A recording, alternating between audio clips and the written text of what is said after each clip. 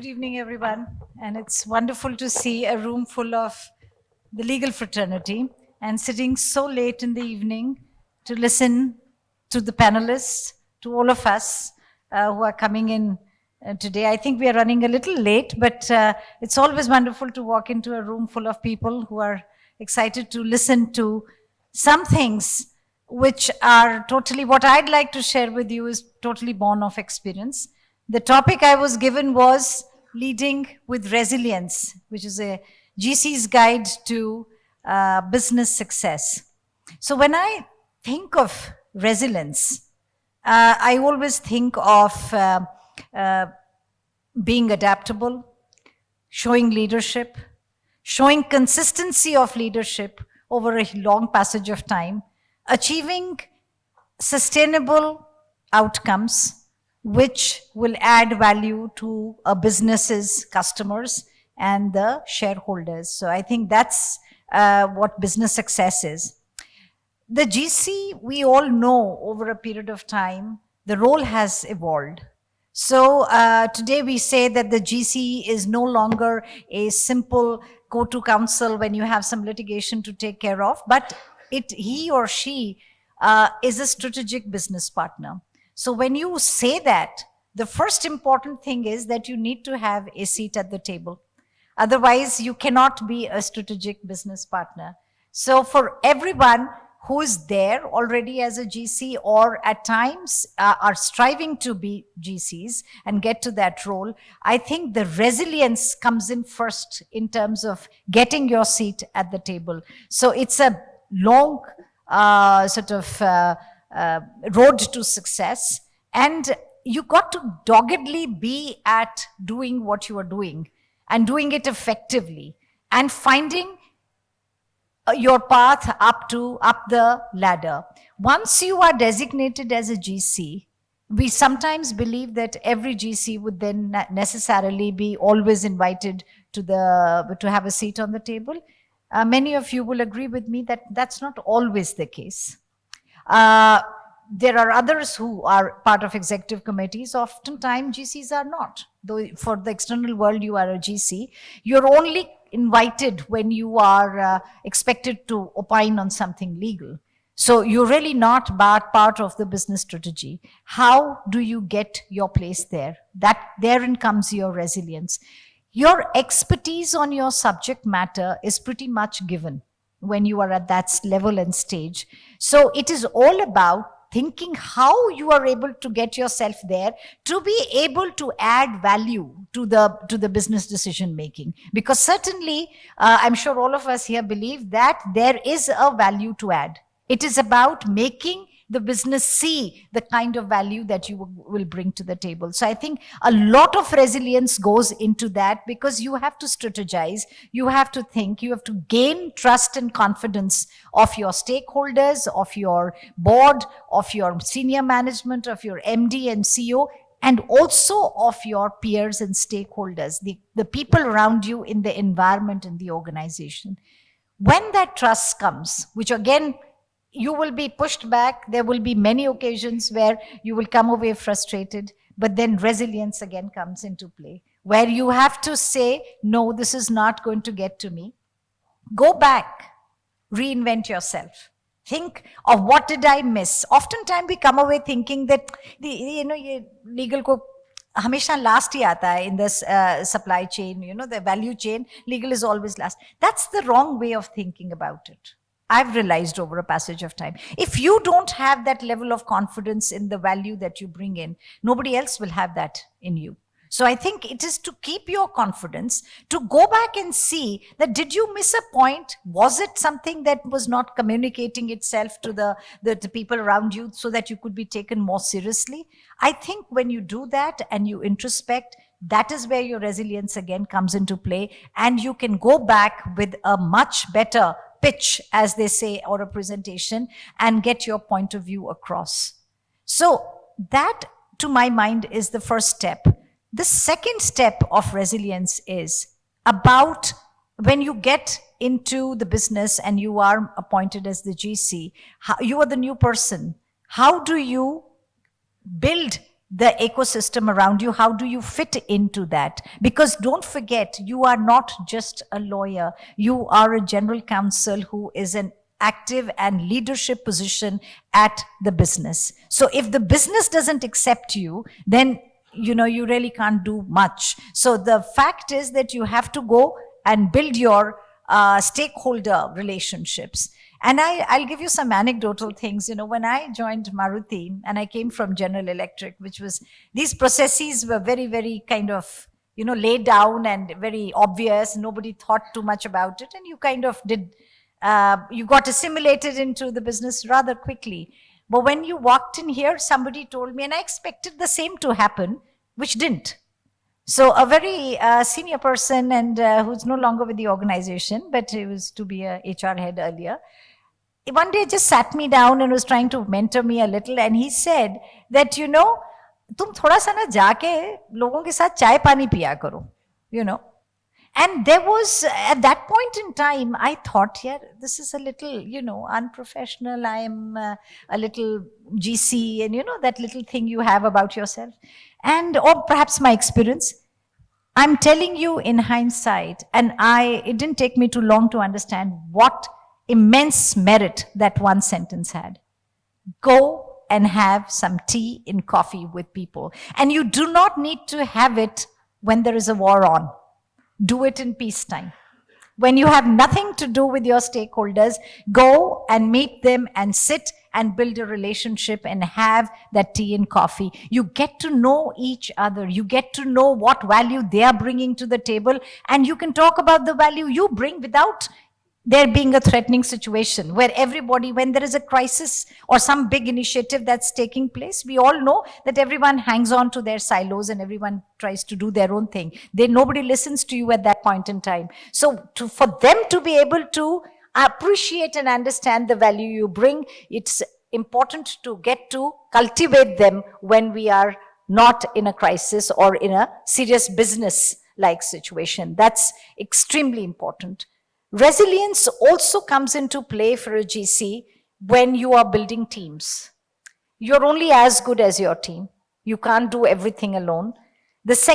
First is your immediate team as a council. The second is the team when you oftentimes have to, when you're at the leadership level and you are contributing to a business decision making, it will not be you alone or nobody taking your opinion. You will be part of larger cross-functional teams where you will be sitting with others, understanding the business situation, and then contributing to see how that situation can be furthered to the advantage of the business without compromising the legality of it. So I think fostering that kind of a relationship, again, that chai and that coffee really helps at that point in time. So you have to build those connects to be able to come to speed on that.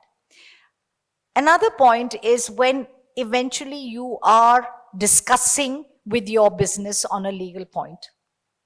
That's to my mind one of the toughest parts, because they have a business need and they wish to take it forward. You are looking at it from, you're trying to mitigate risk for the organization, you're assessing it, you're telling them, have your plan A and plan B ready and be resilient about that. Go back, reinvent, go look at it again and see.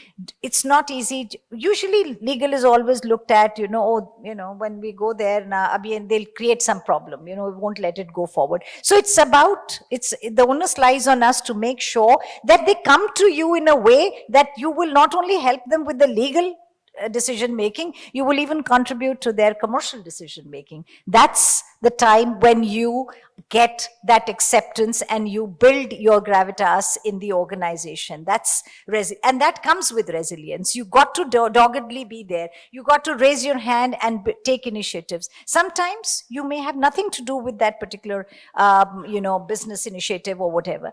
Just go and sort of volunteer, say that maybe I can help in this, and people do appreciate that sometimes. And don't take it personally when people say no. They will oftentimes say that. So it's not about that. It's said, okay, I tried to do my best. You don't want it? We'll do it another time.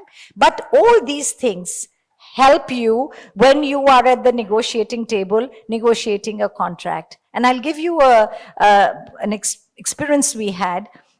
We had to recall a certain part of which was in the vehicle, and we realized that it was faulty, and a lot of vehicles had to be recalled.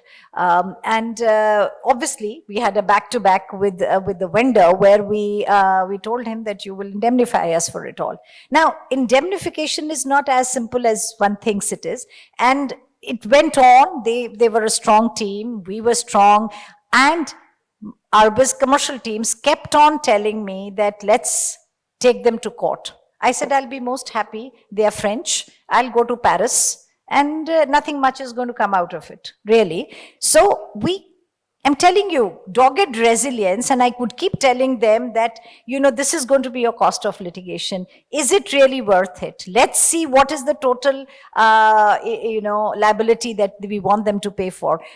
We managed 2/3 of it by negotiating with them for a year and a half. And that was saving of a huge amount that we would have had to pay double the fees in terms of lawyers. And I have some friends sitting here from law firms who are not really going to like this, but yes, we do have to save cost as well. So again, my point more here is about resilience. If you just quickly give in to what your commercial people want, it's the easiest thing to do. And don't fall under pressure. It's not very easy. So you have to go back, take a step back, think again come back with a different solution. And in all of this, I have realized over my almost now, 35 years of career, that it is always, this is a single common thread I've always seen in everything. It's your passion, it's your expertise, it's your diligence, but it is that what is the objective, what am I trying to achieve, and going for it. Inventing yourself one way, that not happening, going the other way. I was in GE when Jekis happened, that is now Genpact. And those were anecdotal stories that Pramod Bhasin, who was the CEO of G Capital, actually went with that pitch. It was his baby. He thought of how to do it and the savings it will bring to G. And he went to pitch to Jack Welch, who was the then chairman. And he got through on the 4th attempt. Now, it's so easy to say that the first time you come away and Jack kicks you out, you lose your confidence, you lose your bearings, and you say, that's the end of the story. He goes back again. He gets thrown out. He goes back again. He gets again thrown out.